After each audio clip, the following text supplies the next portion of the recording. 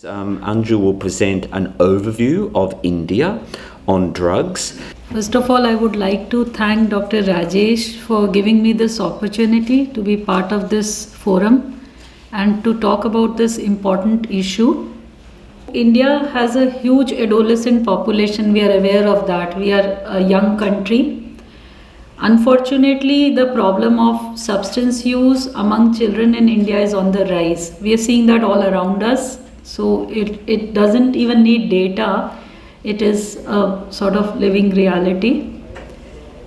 Now, when you talk about drugs and adolescents, the important thing to remember is that it starts with the use of gateway substances such as tobacco, and then it progresses to use of other substances. There are, even at that young age, children experience many negative consequences because that's the age when they are pursuing their academics, they are pursuing their recreational interests, they are developing the skills for social relationships. So at that young age, they start, all those developmental milestones do not take place adequately. And they also start indulging in risky behaviors, such as we hear newspaper reports about young people meeting accidents, etc. under the effect of substances. One fact that has been well documented in literature is that the earlier is the age of first use, the higher is the chance of developing problematic use.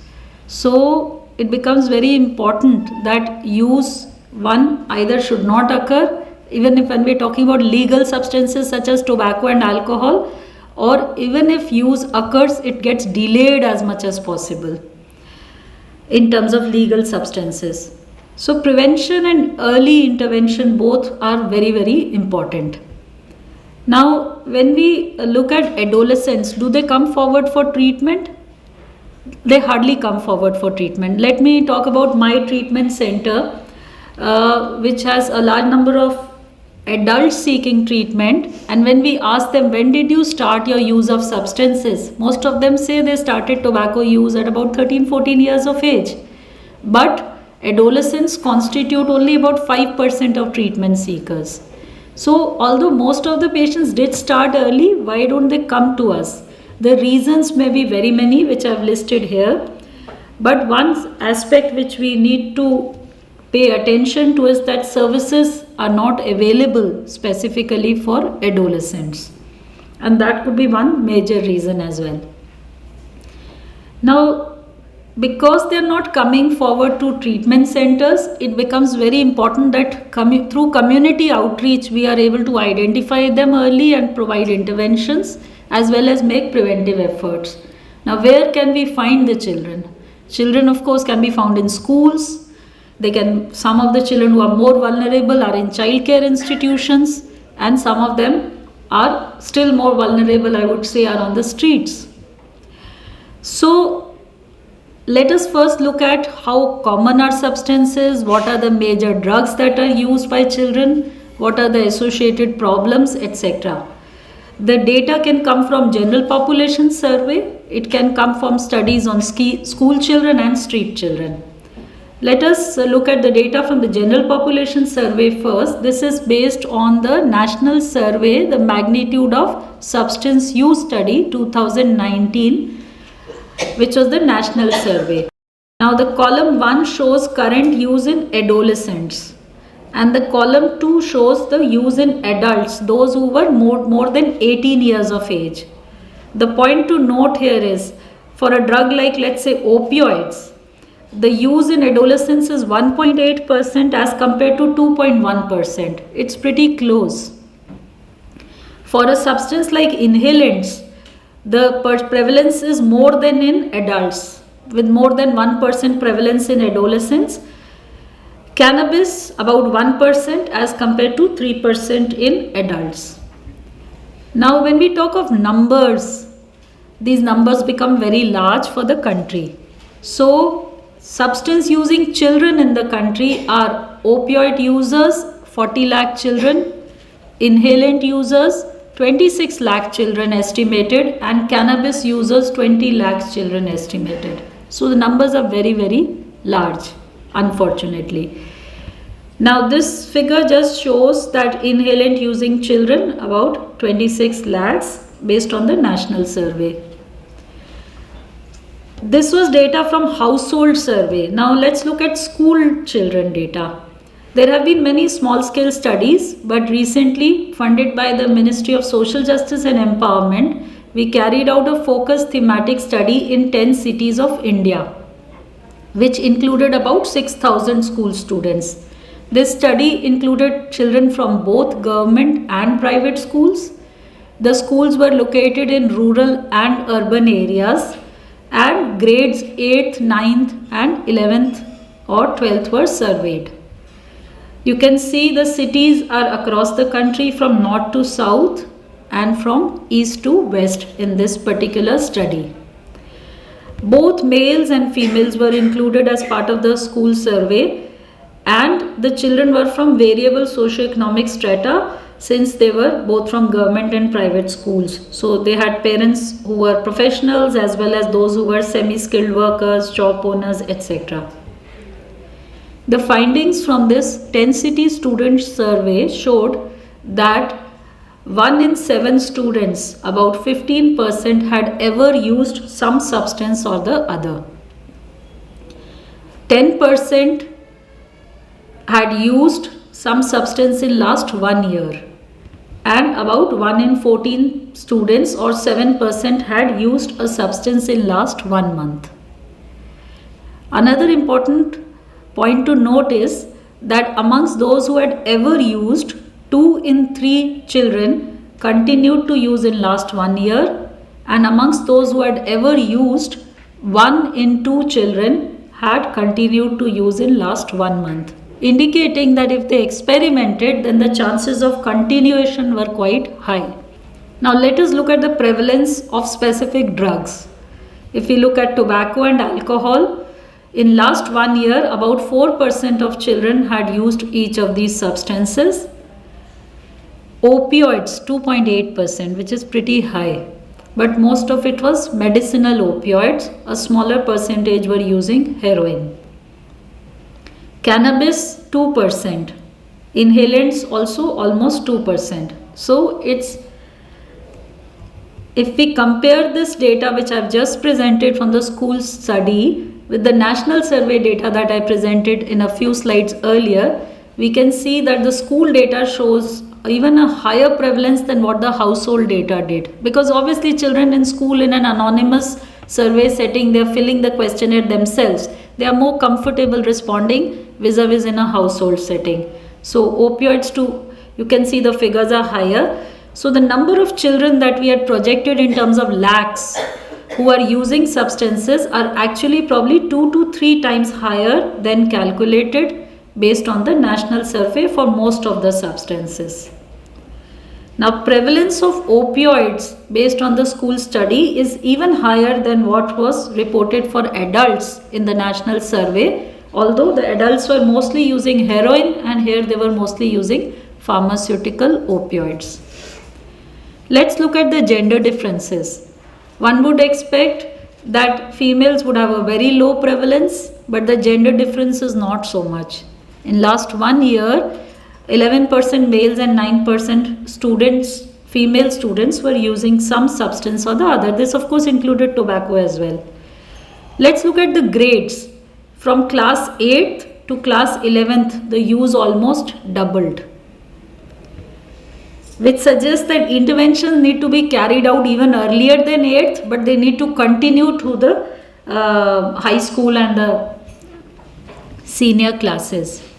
Now let's look at the frequency of use. Here there is some good news. Most of them were using occasionally only. 10 to 20% were using on a weekly basis, and 5 to 10% of students who were using substances were using on a daily basis. But this percentage increased when we talked of drugs such as ganja or heroin, which are highly addictive in nature. But significant percentage of students did not respond to this item about frequency. So these figures may not be very accurate. The average age of starting substance use, 13 years. Inhalants about 11 years, which is a child studying in class 6th, very young. What were the reasons for initiation? As has been previously shown across studies, the most common reasons are curiosity, peer influence. Sometimes relief from anxiety or depression may be a reason, or expectation of a high.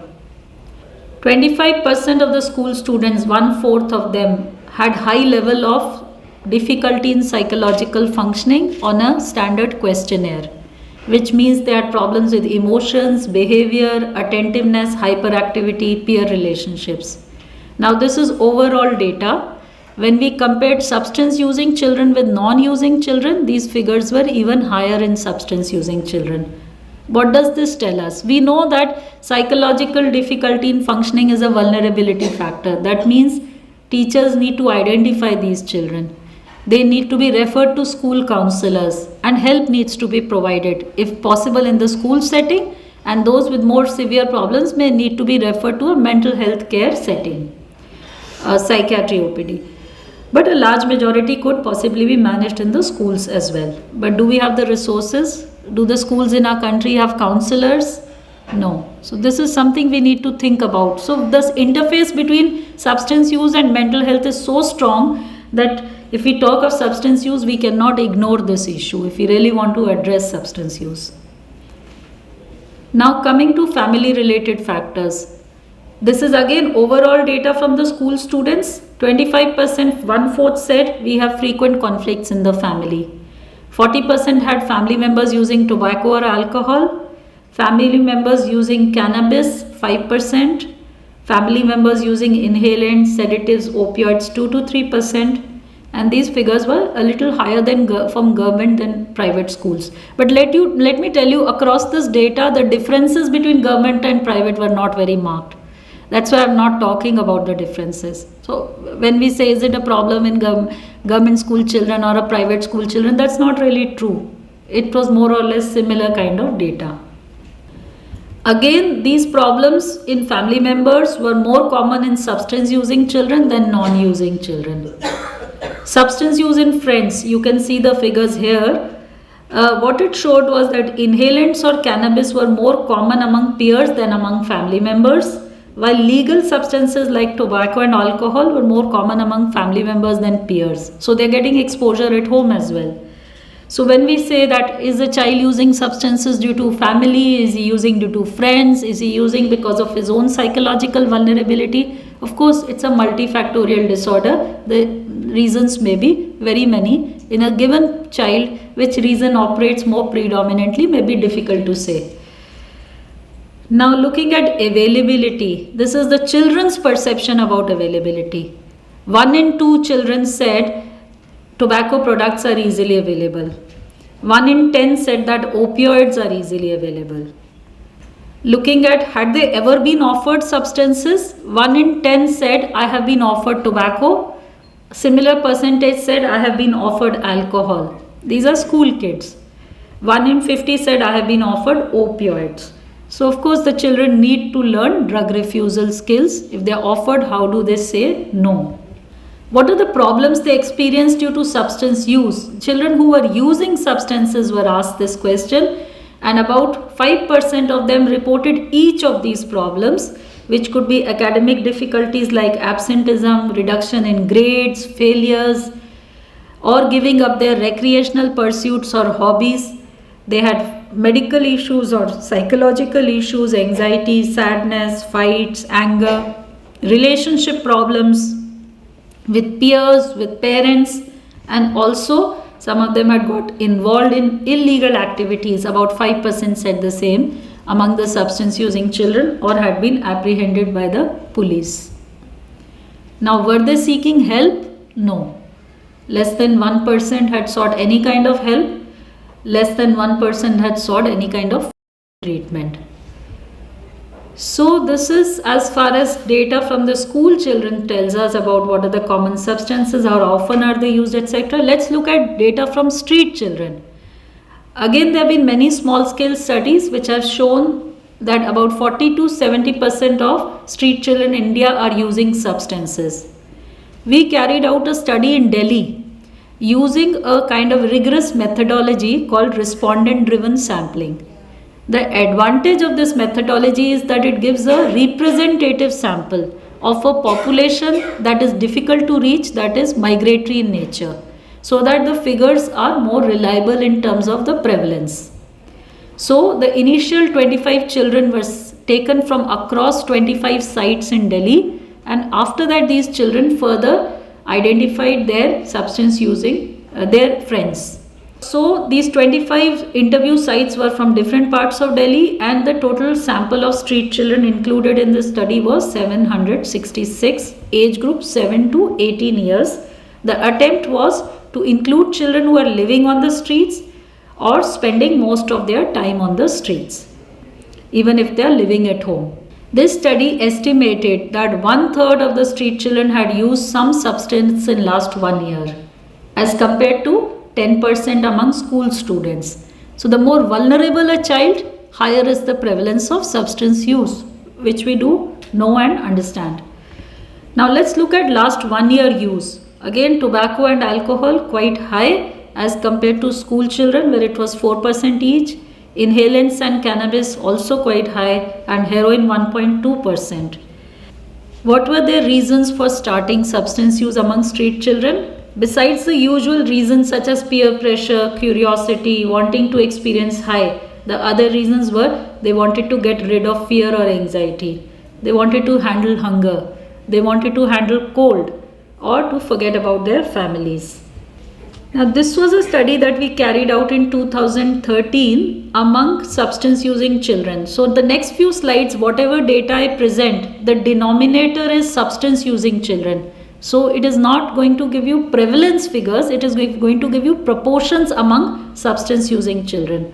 4,000 children were taken from the community from 100 sites across India.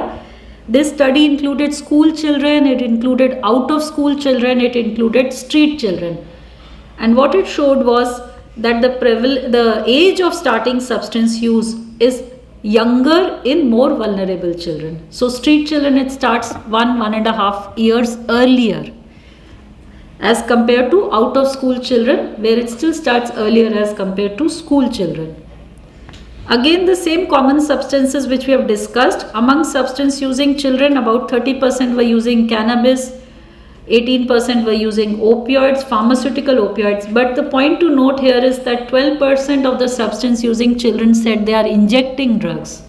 So injecting drug use, which often when we talk about IDU and children, we do not, when we talk of IDU, we do not think about this population, that children may be using drugs, and the same kind of treatment modalities may need to be available for them.